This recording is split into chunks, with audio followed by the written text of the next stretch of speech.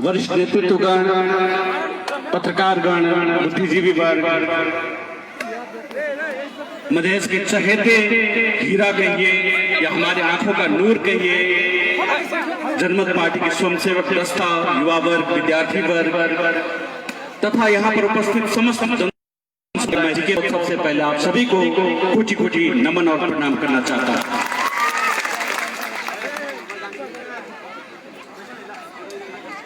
आज के माघ 5 के इस ऐतिहासिक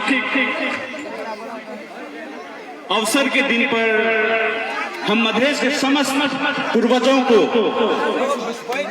मधेश के समस्त तेजस्वी पूर्वजों को याद करते हैं। राजा जनक से लेकर राजा विराट से लेकर महान बुद्ध से लेकर राजा संदेश से लेकर हमारे जितने भी गौरवशाली पूर्वज हुए हैं उनको हम इस दिन में साक्षात याद करते हैं। और पूरे मधेश के इतिहास में जितने भी शहीदों ने अपनी बलिदानी दी है उन सारे ज्ञात अज्ञात शहीदों के प्रति हम पहले हार्दिक श्रद्धांजलि अर्पण करना चाहते हैं।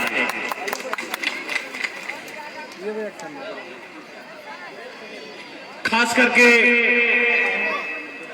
सिरहा जिला से जो शहीद हुए थे 2063 साल में, मझौरा से रमेश महतो जी, ढोरना से वीर बेचन यादव जी, छर्रापट्टी से वीर अनिस रईन जी, वीर मोहम्मद मुनासिर जी, विष्णुपुर से वीर राजेश ठाकुर जी, महादेवातीन से वीर प्रमोद सादा जी, वीर विजय साहनी जी को हम सब कोटि कोटि नमन और हार्दिक श्रद्धांजलि भी अर्पण यहाँ से करना चाहते हैं।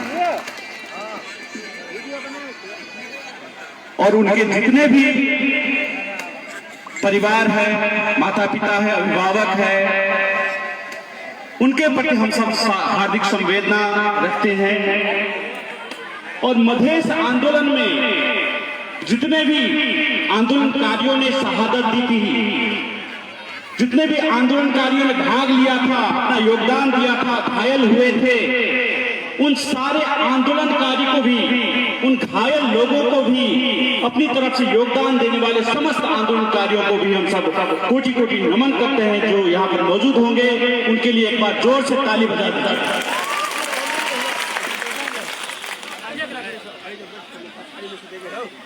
उन्हीं आंदोलनकारियों में से एक हमारे विष्णु जी भी थे, बहुत चहेते थे। उस समय जब यहाँ पर आंदोलन उठा तो विष्णु जी बहुत ही अग्रस्थान में रहकर आंदोलन में बढ़ चढ़ कर हिस्सा लिया। उन्होंने भी जोर से नारे लगाए कि एक मधेश एक प्रदेश होना चाहिए, एक मधेश एक स्वायत्त प्रदेश होना चाहिए, अपना सरकार बनना चाहिए, मधेशियों को सेना में समानुपातिक समावेशी होना चाहिए। सारे नारे उन्होंने भी लगाए थे।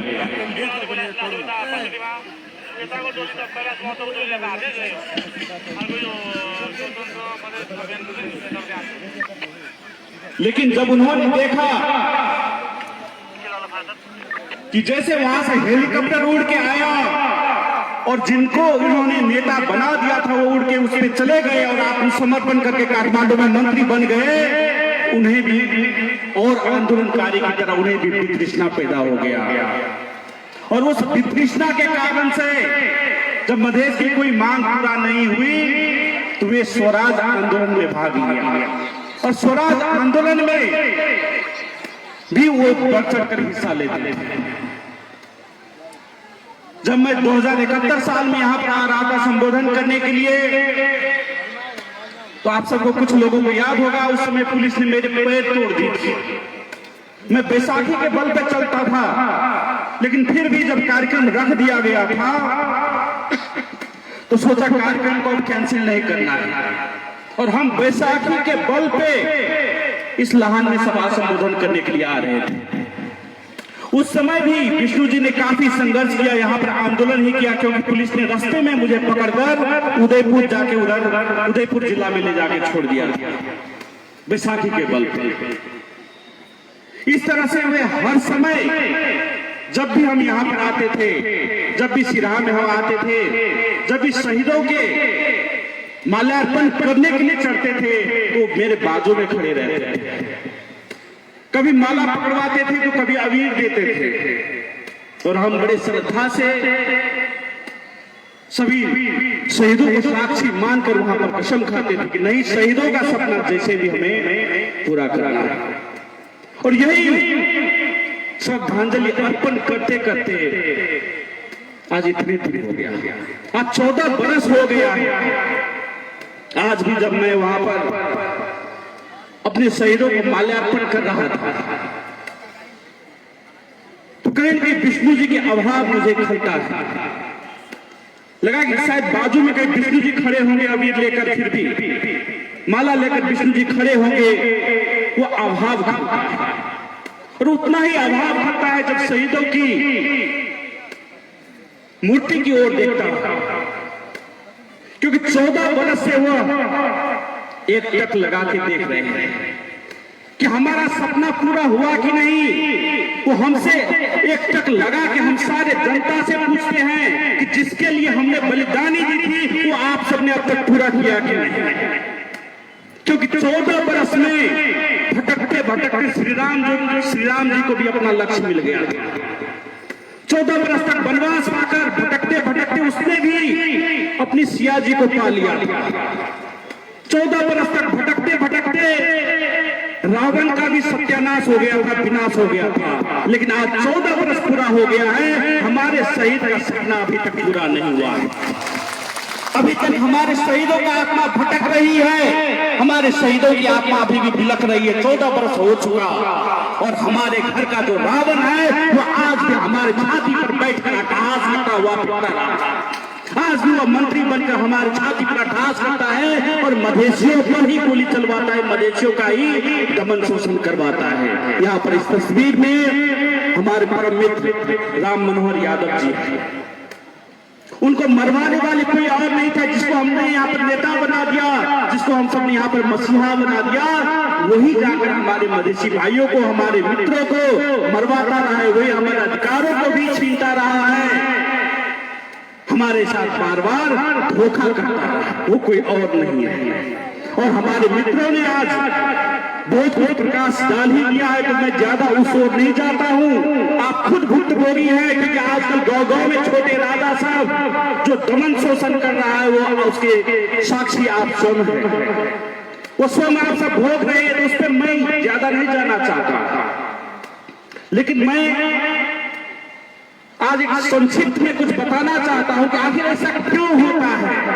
बार बार हमने संघर्ष किया, बार बार हमने बलिदानी दी, बार बार मधेशियों ने बलिदानी दी, बार बार मधेसी शहीद हुए, फिर भी आज तक ऐसा क्यों हो रहा है।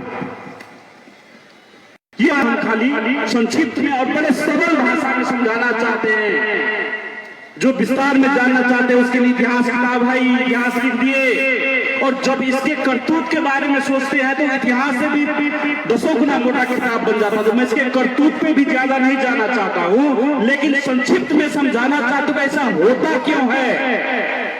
हम सबने बार बार आंदोलन किए, आंदोलन में कोई कमी नहीं है। 60 बरस से कांग्रेस में आंदोलन किए, 25 बरस से कम्युनिस्ट के लिए आंदोलन किए, 14 बरस से इन सब के लिए आंदोलन कर रहे हैं, बार बार बलिदानी दे रहे हैं, लेकिन मांग पूरा नहीं होता कि क्या बात है। तो शास्त्रों में लिखा है, हमारे विद्वानों ने, हमारे पूर्वजों ने लिखा है कि पात्र और कुपात्र में बहुत अंतर होता है। पात्र और कुपात्र में बहुत अंतर होता है, ये विद्वानों ने कहा है, शास्त्रों ने कहा है। और हमने क्या किया, जो पात्र होता है जैसे गाय हुआ, शास्त्रों में लिखा है नाद समझाते क्षीरम क्षीरात समझाते विषम। यह फर्क है पात्र और कुपात्र में। गाय जो है, भैंस जो है, उसको आप सूखा हुआ खड़ भी खिला देते हैं, घास भी खिला देते हैं, भूसा भी खिला देंगे, गाय को तो दूध ही देती है। भैंस को अगर भूसा भी खिला देंगे तो दूध ही देती है। ये पात्र है, ये पात्र है। अगर पात्र को आप भूसा भी देंगे, खड़ भी देंगे, तृण भी खिलाएंगे तो दूध ही देगा, अमृत भी देगा, यह पात्र है। लेकिन मैं दिखाता हूं, आज मैं लेके आया हूं क्योंकि समझने के लिए जरूरी है। लेकिन इसको अगर हम 100 बरस भी दूध पिलाएंगे तो ये क्या करेगा। अगर 100 बरस भी हम सब इसको दूध पिलाएंगे तो ये क्या करेगा? ये जब भी देगा हमको 20 ही देगा, जब भी देगा डसेगा ही, जब भी इसके मालिक हम क्यों ना हो। अगर इसको 60 बरस दूध पिला दिए, कल इसको 25 बरस दूध पिला दिए, इन गद्दारों को हम सब 14 बरस तक दूध पिला दिया, अपना खून पिला के पोसे, लेकिन फिर भी ये डसता है मदेशियों को। तो यही फर्क होता है पात्र और कुपात्र में कि हम सब इतने बरस तक लगे, बलिदानी दिए, इतना दूध पिलाए, इतना खिलाए, फिर भी अधिकार क्यों नहीं मिला? तो हम सब ने अपने पात्र को चयन किया अपने नेता के रूप में। हम सब ने अभी तक कुपात्र को अपना नेता चयन करते रहे। ये बात समझिए, ये सर्प वो कुपात्र होता है और ये सब कोई सर्प से कम नहीं है। हमारे एक मित्र ने भी कहा था मजलिस ने, ये सब बहुत जहरीला सांप है, उससे भी खतरनाक है। इसके वजह से आज तक हम सब इतना आंदोलन किए, इतनी बलिदानी दे दिए, सब कुछ लगा दिए, फिर भी कुछ नहीं मिला इसकी वजह से, क्योंकि हम सब कुपात्र को चयन कर रहे थे, इस सांप को चयन कर रहे थे, सांप को दूध पिला रहे थे अपने घर में लेकर। इस कारण से हम सबको कोई अधिकार नहीं मिला। और सांप भी तरह तरह के, सांप भी तरह तरह के होते हैं। एक सांप होता है गाछी वृक्ष पे रहता है, वृक्ष पे रहता है, गाछ पे रहता है। उस सांप को हम सब अपने घर में लाए, पाले पोसे, दूध पिलाए, सब कुछ सिखाए। वो गाछ वाला सांप, और जब उसको अधिकार मांगा कि भाई हमको अधिकार दे दो, तो हमसे ही फुफुआ के डसने के लिए तैयार हो गया। उस सांप को, जिस कांग्रेस नाम के सांप को हम सब 60 बरस तक अपने घर में पाले, सारा दूध खिलाए, बासमती चावल खिला दिए, सारे पोखर के मांस ला जाके खिला दिए, कांग्रेस नाम के पार्टी को आंदोलन करना सिखाए 7 साल से लेकर अभी तक।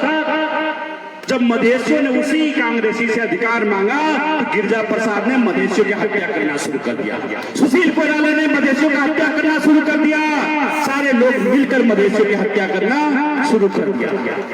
वही सांप जिसको गाछी से उठाकर हम सब घर में, अपने घर में पाले, वो और कुछ सांप होता है, सांप तरह तरह के होते हैं। तो कुछ सांप होता है जिसके सर पे सूर्य छाप बना हुआ है, टोपी लगाया रहता है, टोपी जैसा दिखता है। तो कुछ सांप होता है जिसके सर पे सूर्य छाप बना हुआ है। तो हम सब मानेंगे भाई ये तो देवता है, टोपी लगाया हुआ है, सूर्य का निशान लगा हुआ है। और उस सांप को हम सब घर में लाए, और घर में ले जाने के बाद क्या होता है, वो सांप कहता है ये सब तो आम है, आम आम समझ के हम सबको डसना शुरू कर दिया। आम समझ के ये आप हम झड़ते ना मरते ना कई फर्क पड़ते न करके वो हम सबको डसना शुरू कर दिया, हम सबको डसना शुरू कर दिया, जिसको हम सब वहां पर पोले पास पाले। और कुछ सांप ऐसा भी होता है, तरह तरह के सांप होते हैं। तो कुछ सांप होते हैं जो यहाँ पर आके कहता है मलता मधेसी से लव पड़े, ऐसा भी सांप होता है, मतलब मधेश से लव पड़े कुछ सांप आके कहता है, बड़ा प्यार से सटने आता है, हम सब उसको सटने देते, हम सब बड़ा सीरियस आते हैं मधेश से। और बिसेरा सांप आके कहता है कि मतलब मधेसी से लव पड़े कुछ, और हम सब उसको सटने देते हैं, हम सब उसको अपने पास बिठा लेते हैं, अपने घर में आने देते हैं, अपने पास में सुताते हैं। और जैसे रात होती है क्या करता है वो सांप हमको डस लेता है। और वो सिरहा में आने ही डसा, सिरहा में आके घोषणा किया कि मधेसी से मतलब लव पड़े कुछ। सिरहा की जनता पटिया गए, जाके वोट डाल के मजा से जिता दिया, और जैसे उसको मौका मिला हम सबको डस के हमारा सारा अधिकार छीन लिया। और सांप तरह तरह के होते हैं, कुछ सांप होते हैं, आप सब बड़े ज्ञानी लोग सब हैं, आप सबको मालूम होगा, कुछ सांप होते हैं अजगर की तरह, काठमांडू में कुर्सी पे बैठे रहते हैं, उसको मालूम नहीं कि मधेश किधर है। वो काठमांडू में संत महंत की तरह कुर्सी में बैठे रहते, काठमांडू में बैठे रहते हैं, बहुत पुराना सांप सब है। वो काठमांडू में कुर्सी पे बैठे रहते हैं, उसको मधेश से कुछ लेना देना नहीं है, और वहीं पर वो सारा आहार लेता है। कितना मवेशी मरा वहीं पर उसको भोजन प्राप्ति होता है, वहीं पर बैठ के। यहाँ पर रमेश महतो आंदोलन में भाग ले रहे थे, मर रहे थे। यहाँ पर मोहम्मद मुदासिर मर रहे थे, यहाँ पर विजय साहनी मर रहे थे, और वहां पर बैठ के कुर्सी पर असगर साहब क्या कहता है, यो तो खेत पर ही हुई ना, यो पानी को फोका हो मवेशी ले अधिकार के ऊपर। वो अजगर साहब संत महंत की तरफ बैठ के वहां पर कहता है। उस महंत ठाकुर को क्या पता कि मधेश की तरह वो आज मधेसी पार्टी करके अध्यक्ष बना हुआ है। उसको क्या मतलब कि यहाँ पर जनता को जाड़ होता है कि गर्मी है, तो उसको तो पता ही नहीं चलता। 5 बरस में 2 बार भी नीचे नहीं होता। उसको क्या मालूम कि मधेश में झापा किधर है, मिलाली कंचनपुर किधर है, सिरहा जिला किधर है, उसको क्या मालूम होगा।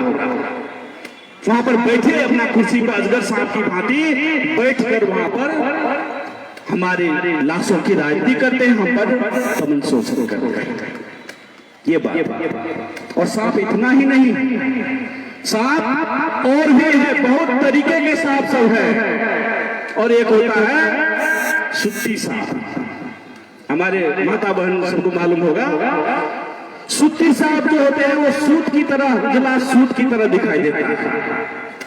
उजला सूत होता है, सूती कपड़ा का जो सूत होता है उजला, पूरा उजला उजला पहना हुआ रहता है। और उसको हम सब प्यार से समझ के हाथ में लिए, गजेंद्र बाबू ने अपने हाथ में लिए। गजेंद्र बाबू ने उसको हाथ में सुखी साहब को लेके खिलाया पिलाया, अपने हाथ में रख के हाथ का छाप भी दिए, मंत्री भी बना दिए, और बाद में वो गजेंद्र बाबू के हाथ में ही डस के गजेंद्र बाबू को भी सुला दिया। सद्भावना पार्टी को भी सुला दिए, हाथ साहब को भी सुला दिए। और कुछ दिन पहले मैंने समाचार में देखा था, उसका जो प्रतिमा है कोयलाड़ी में, उसका भी हाथ काट के लेके चले गए। ये ऐसे नेता सब है। तो ये है सूती सांप की करतूत। तो सांप तरह तरह के होते हैं। और एक सांप होता है हरा सांप, सुगवा सांप, जो जिधर हरियाली, देखिए मधेश में देखा कि हरियाली है, पहाड़ में हरियाली खत्म हो गया। पहाड़ में 17,000 को मार दिए, पहाड़ में हरियाली खत्म हो गया। अब मधेश में हरियाली है तो आ गया हरियर हरियर रंग का कपड़ा बन के मधेशे में घुस गया। उधर मरवा दिए 17,000 आदमी को, कुछ अधिकार नहीं दिया। संविधान को जारी करने वाले भी वही, इस संविधान पर साइन करने वाले भी वही। जब मधेशियों का संविधान सभा में दबदबा था, उस संविधान सभा को विघटन करने वाले भी वही सुगवा सांप। और सारा अधिकार मधेशियों का छीन लिया। और अब हरा हरा मधेश में जब देखता है तो हरा रंग के चोला पहन के मधेश में घुस गया है। आज वही यहाँ के पार्टी का अध्यक्ष बन गया है और कहता है कि हम मधेशियों को अधिकार दिलाएंगे। तो ये सुगवा सांप बड़े खतरनाक होते हैं कि हम जैसे ही देखने का नाटक करता है, धोती पहन के चला आएगा, हरा रंग का कपड़ा पहन के चला आएगा। इससे हमें सावधान रहना है, क्योंकि मधेशियों का सारा अधिकार हनन करने वाले हैं। और सांप तो और भी होते हैं। और एक होते हैं सबसे खतरनाक जो होते हैं, वो होते हैं कालिया नाग। वो कहता तुम भी काले हम भी काले। देखो तो हम भी मधेसी काले, तुम भी मधेसी काले, कह के वो कालिया नाग आता है। वो कालिया नाग आता है, दर्जनों मधेसियों को शहादत दिलवाता है, डसता है। और बाद में जब सत्ता हथिया लेता है, जब मंत्री बन जाता है, तो वही आदमी कहता है कि मधेशवाद बने को क्यों। वो कालिया नाग का लक्षण है। जब सत्ता में चला जाता है तो वही मधेशियों को ही डसने चला आता है। ये राम मनोहर यादव की हत्या करवाने कोई और नहीं, वही कालिया नाग है। और शास्त्रों में लिखा है,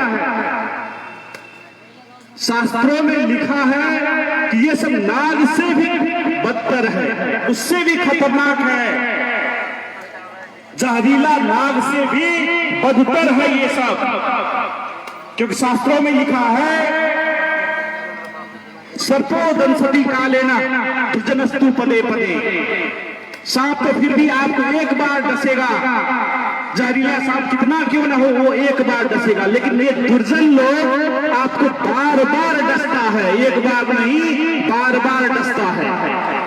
63 साल के बाद हम सब ने कितने बार यहाँ से जिता के भेजे इसको, बार बार मंत्री ही बना, बार बार स्वास्थ्य मंत्री बना, बार बार विदेश मंत्री बना, दर्जनों बार मंत्री बने, बार बार हम सब मधेशियों को ही डसता रहा, बार बार मधेशियों का ही अधिकार छीनता रहा, बार बार मधेशी पर ही आक्रमण करता रहा। ये वो दुर्जन होते हैं। इसीलिए शास्त्रों ने कहा है कि सांप से बचिए, सांप से भी खतरनाक ये दुर्जन लोग होते हैं। दुर्जनस्तु पदे पदे, ये हरे हरे कदम कदम पे आपको डसेगा, ये ऐसा दुर्जन लोग। इसीलिए सावधान हमको होना कि अब करना क्या है, इसका कोई विकल्प नहीं है। जब तक हम सब ऐसे दुर्जन को चुनते रहे, जब तक ऐसे जहरीला सांपों के हाथ में अपनी सत्ता देते रहेंगे, तब तक ये हमको डसता ही रहेगा। और ये एक पीढ़ी भी डसेगा, ये आपके बेटा को भी डसेगा, आपके पोता को भी डसेगा, उसके जो पोता होगा उसको भी डसेगा। ये पीढ़ी दर पीढ़ी डसता रहेगा ऐसे दुर्जन लोग। इसीलिए अब ऐसे सांप को जो ऐसे पकड़ के पूरा नचा के जो ऐसे करके पूरा मधेश से यहाँ से फेंकना, तभी जाके मधेशियों को हमें अधिकार मिलेगा। पिछले 3 बरस से ये लोग अपने बिल घुसे हुए, इनको जिता के जब भेजे तो काठमांडू में अपने बिल में घुसा हुआ था 3 बरस से।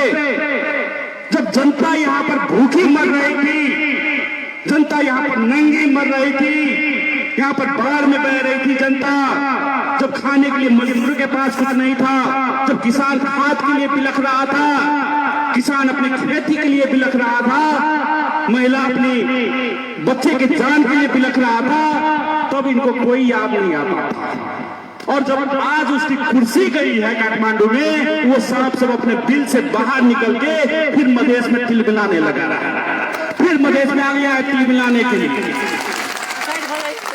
इसको और कुछ मतलब नहीं है, बस अपनी जो कुर्सी छीनी गई है उससे मतलब है। इसको 3 बरस से कहा मतलब था कुछ, लेकिन आज जब उसकी कुर्सी छीनी गई है तो फिर काठमांडू की बिल से बाहर निकल के ऐसे मधेश में तिलमिला रहे हैं और डसने के लिए जनता तलाश कर रही है कि किधर शहीद बनाऊं, किसको शहीद बनाऊं, किसका गरीब का बच्चा को चुनूं। ये शहीद बनाने के लिए आज फिर मधेश में तिलमिला रहे हैं।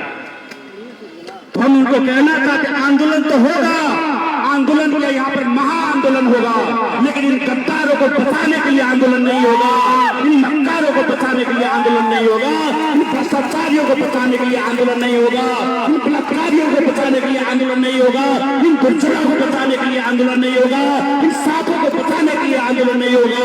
अब आंदोलन होगा तो इन सांपों को नचा कर यहाँ से मधेश से फेंकने के लिए आंदोलन होगा, इनका सांप का राज अंत करने के लिए मधेश में आंदोलन होगा। और कि आंदोलन आखिरी बार का आंदोलन होगा, आज या पार का आंदोलन होगा, ये जानना जरूरी है। और क्योंकि आज का महत्वपूर्ण प्रश्न राजनीति का है, आज का यक्ष प्रश्न ये है कि आखिर कब तक, अब जनता क्या दे तुमको। जनता ने जो जिताकर दे दिया है कि सरकार दे दी, जनता ने मधेश सरकार भी यहाँ पर बहुमत में बना दिया, ऊपर से वार्ड से लेकर, तो अब चाहिए क्या तुमको चलाने के लिए, चाहिए जनता देगी क्या। इसलिए आज ये सोचने का माहौल है, सोचने का वक्त है। हमें हर एक दृष्टिकोण से जब इनको सब कुछ देकर भेजे, फिर भी आज एक मधेश एक प्रदेश कायम नहीं कर पाए। सब कुछ इसको देकर भेजे, फिर भी मधेश का नामाकरण तक आज नहीं कर पाया है। सब कुछ देकर भेजे, फिर भी हमारे शहीद के परिवार को 50 लाख देने का जो वादा किया था आज तक नहीं दे पाया है। सब कुछ देकर भेजे, फिर भी हमारे किसी आदमी को रोजगारी नहीं दे पाता है। सब कुछ देकर भेजे, लेकिन आज भी यहाँ के अस्पतालों में कोई इलाज की बात व्यवस्था नहीं है। सब कुछ देकर भेजे, फिर भी यहाँ पर हमारे स्कूलों में पढ़ाई की कोई अच्छी व्यवस्था नहीं है। तो अब सवाल ये है कि हम सब क्या दें इसको। इसलिए यक्ष प्रश्न आज हमारे पास खड़ा है और इसका एक ही समाधान है। इसलिए आज का मुख्य प्रश्न ये है, इसको हम सब कैसे हटाए। तो अब महाभारत में हमने देखा था, जब कालिया नाग का अत्याचार का खड़ा भर जाता है तो वहां कृष्ण का जन्म होता है। और हम सब सभी लोग जानते हैं कि जनता जनार्दन होती है।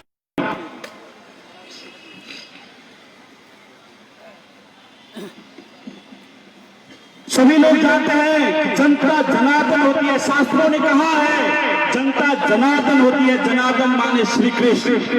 और जब कालिया नाग का पाप भर जाता है, पाप का घड़ा जब भर जाता है, तो श्री कृष्ण उस दह में कूदते हैं, यमुना कूदे हैं और कालिया नाग के फन पर चढ़कर वहां पर वार करते हैं। उसी तरह कालिया नाग का जो अत्याचार मधेश में बढ़ गया और सारे कालिया नाग के फन पर लॉर्ड स्पीकर साहब का मोहर लगा के उसको चलन करेगी, उसका जवाब देगी। अब वह वक्त आ गया है तो हम सब अब आंदोलन भी करेंगे, जनता राज लाने के लिए करेंगे, इस कालिया नाग के राज को अंत करने के लिए करेंगे, हर एक घर घर में एक रोजगारी लाने के लिए करेंगे, 10 लाख की रोजगारी यहाँ पर सीधा करने के लिए करेंगे, ताकि हमारे बाल बच्चे यहाँ पर ही इसी विदेश में जाना न पड़े, उनसे यहाँ यहीं पर खुशहाल की जिंदगी वो यहाँ पर जी सके, उसके लिए आंदोलन करेंगे। और जब भी निर्वाचन होगा, चाहे वो 3 महीना के बाद में हो, 6 महीना के बाद में हो, 1.5 वर्ष के बाद में हो, निर्वाचन तो होना ही है। अभी जो भी राजनीतिक प्रक्रिया चल रही है उसके लिए हम सब अदालत की निर्णय को इंतजार कर रहे हैं, लेकिन जो भी निर्णय देगा अदालत, चाहे 3 महीना के भीतर में निर्वाचन हो या 6 महीना में हो या 1.5 वर्ष में हो या 1 वर्ष में हो, जब भी होगा अब हम सबको लॉर्ड स्पीकर हॉर्न साहब में मोहर लगा के यहाँ पर जो कालिया नाग का राज जो है उसको हम सबको अंत करना है। और मैं निर्वाचन आयोग से भी कहना चाहता हूँ, सरकार से भी कहना चाहता हूँ कि निर्वाचन निष्पक्ष कराने की बात कीजिए, निर्वाचन निष्पक्ष कराने की बात कीजिए, क्योंकि थॉमस स्टुअर्ट ने भी कहा था, it's not the voting that's democracy, it's counting. अर्थात खल निर्वाचन का हो जाना लोकतंत्र नहीं होता है, उसकी गिनना कैसी होती है, गिनती कैसे किया जाता है वोट, उससे लोकतंत्र का निर्धारित होता है। तुम वोट गिनोगे लाइट ऑफ करके सिरा में और कहोगे निर्वाचन हो गया तो होगा, ये नहीं चलेगा। इसीलिए निर्वाचन भी निष्पक्ष हो और उस हिसाब से निर्वाचन के लिए हम सबको हर एक स्तर से तैयार रहना है, चाहे 3 महीना के बाद हो, 6 महीना के बाद हो, हम सबको अभी से घर घर जाना है, गद्दलो करना है, सभी जनता को समझाना है कि आज तक हमको अधिकार नहीं मिला, क्योंकि हम सब कुपात्र को चयन कर रहे थे, दुर्जनों को चयन कर रहे थे, नाग को चयन कर रहे थे, कालिया नाग को चयन कर रहे थे, तरह तरह के विषैला सांप को चयन कर रहे थे। अब उस सांप के राज को अंत करना है और यहाँ पर जनता राज लाना है। इसलिए ये घर घर जाइए, घर घर समझाइए, और कोई आदमी इस इंतजार में न रहे कि बाद में लग जाऊंगा, बाद में देख लूंगा, क्योंकि इंतजार करने वालों को कुछ नहीं मिलता है। जो कभी चले थे अकेले उनके पीछे आज मेले हैं, जो करते रहे इंतजार उनकी जिंदगी में आज भी झमेले हैं। इसीलिए जिसको लगना है वो आज से लगे, अभी से लगे और घर घर जाके जनता राज लाने के लिए अपना मेहनत करे। जनता राज में हर एक आदमी के हर एक घर में रोजगारी रहेगी, शिक्षा स्वास्थ्य का प्रबंध रहेगा, समाजवाद रहेगा, उसके लिए हम सब हर एक कोशिश हम सब करें, उसके लिए लगे। तो मूल रूप से मैं यही कहना चाहता हूँ और मैं पूरा एक बार आप सभी को धन्यवाद